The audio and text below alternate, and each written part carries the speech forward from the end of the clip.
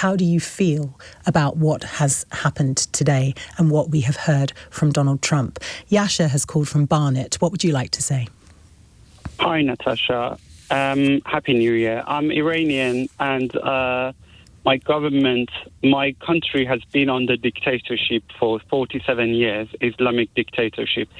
And I wish to wake up tomorrow morning with the news that Trump has attacked my country and took over my country. And even though they rob my oil, I want my freedom.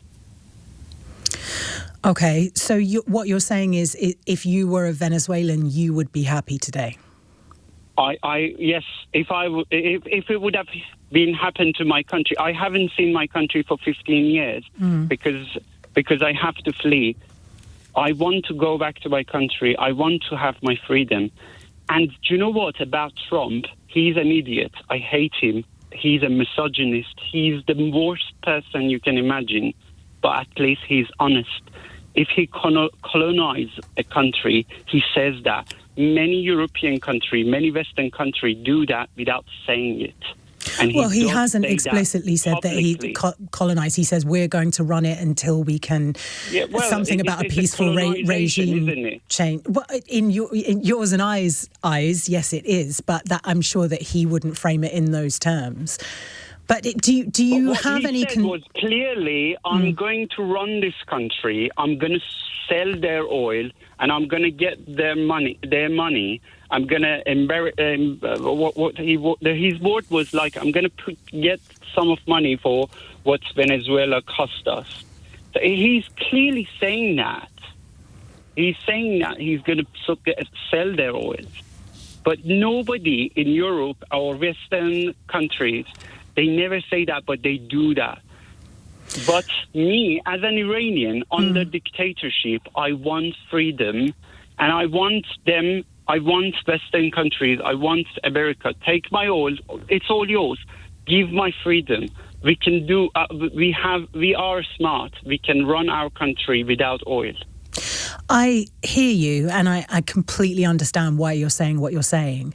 Do you have any concerns at all about the way that Donald Trump has done this? Yes, it's not right. I'm not saying it's right. But all I'm saying, from my point of view, living under Islamic dictatorship, I don't want to live that. I'm tired of 47 years of living under dictatorship. And you haven't lived under dictatorship.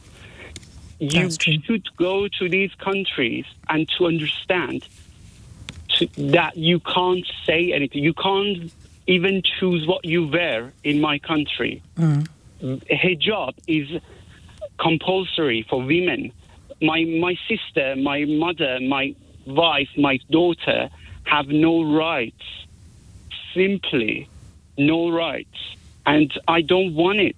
As a man, I don't want them living under my roof. I completely understand what you're saying, Yashar, and thank you so much for your call. My concern, of course, is that listening to Simon Marks earlier and talking about the brutality of Trump's ICE groups and what they're doing on the streets of the United States and the misogyny that's creeping into their domestic policy, is that I'm not for 1 second suggesting that the United States is a dictatorship on a par with Iran, but that's definitely the path they're on. That's the direction that they're meandering in. And it does, it's a complex moral thing. Who are the United States to dictate how the rest of the world should live?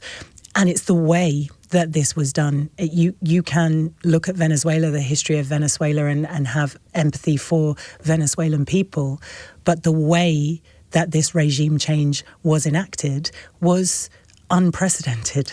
Not unprecedented, but certainly not something that we've seen for a while, certainly not done so brazenly.